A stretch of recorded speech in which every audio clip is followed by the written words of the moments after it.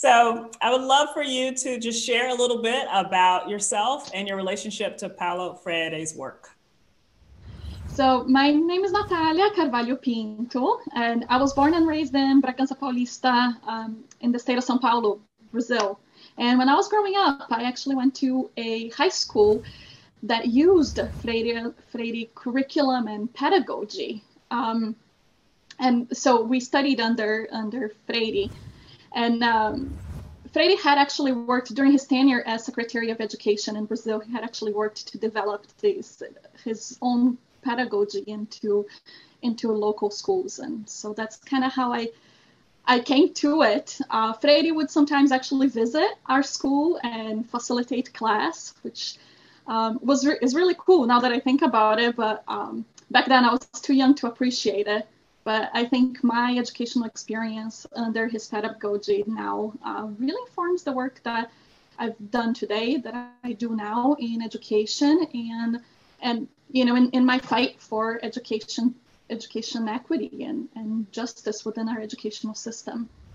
Today, I serve as director for our Office of Intercultural Student Life at Kalamazoo College, and I also teach a class called Theory in Action, where we use Pedagogy of the Oppressed, which was one of Freire's books, as a framework to understand and analyze and build social movements with students.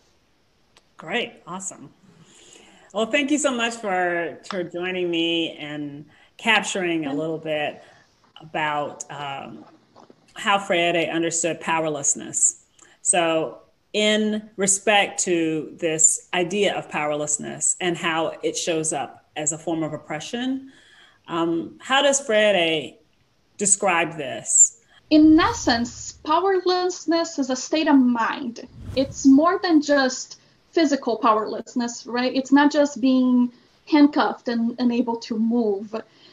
It's also one's inability to understand and engage in the making of the world. It's basically lack of consciousness, as he explains it. Mm-hmm.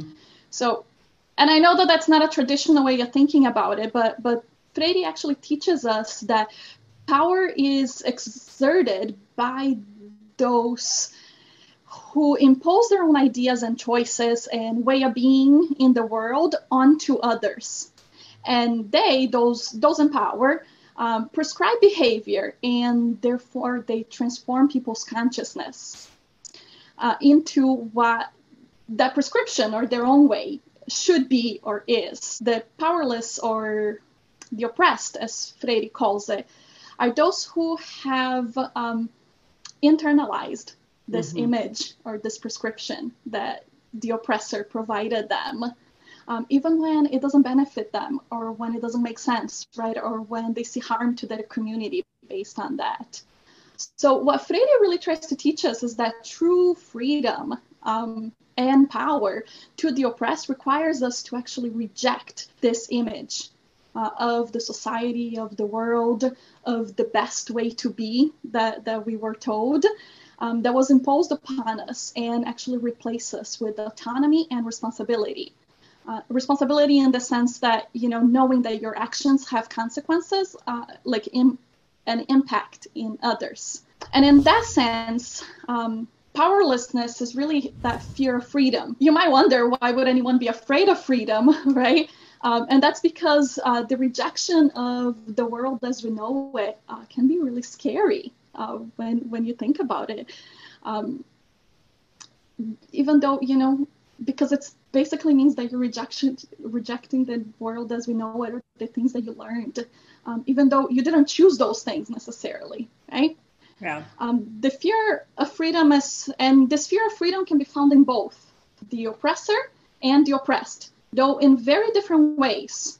The oppressed are often afraid to embrace that freedom because it really means acknowledging that there was wrongdoing done to them. Like, it means that you have to recognize that you've been oppressed, that there is a systemic way of doing things that harms you and the people that you love. The oppressors are afraid to lose their freedom to oppress, which is exactly what we're seeing right now, right? With the rise of white supremacist movements. It's what we saw during civil rights movements. So being powerless to Freire means being too afraid to see beyond what was prescribed to us, to pursue our liberation from that prescription, which is understandable because freedom is also hard, because it's acquired by conquest, by us fighting for it. It's never a gift.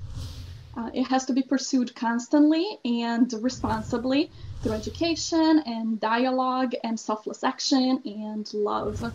So Freire really teaches us that power and liberation comes from that quest, right? That journey to full consciousness. So this is really fascinating. And I hear you talking about this quest, right? That we should be on a quest for education and to move us to consciousness. So tell us more. Is there a particular remedy that Freire provides for overcoming powerlessness? Yeah, so in one word, he calls it conscientização. So conscientização is a verb in Portuguese that means the gaining of critical consciousness, which is basically achieved through the belief that people who are oppressed must fight for their own liberation. Mm. So Freire argues, and I agree, that consciousness is actually gained through dialogue, true, honest, consensual dialogue where all the participants' knowledges are valued equally, or where basically we learn from each other instead of from the oppressor. Which is why, community is so important, which is why, reading the work of other people who engaged in this quest, is so important, and why, engaging with people in their liberation journey is so important, right? In the US, we often call that same thing, hope, yeah. Right? The remedy for internalized oppression is hope. If you look at the immensely rich history of activism in the United States, you'll find that there is no struggle or resistance without the presence of hope.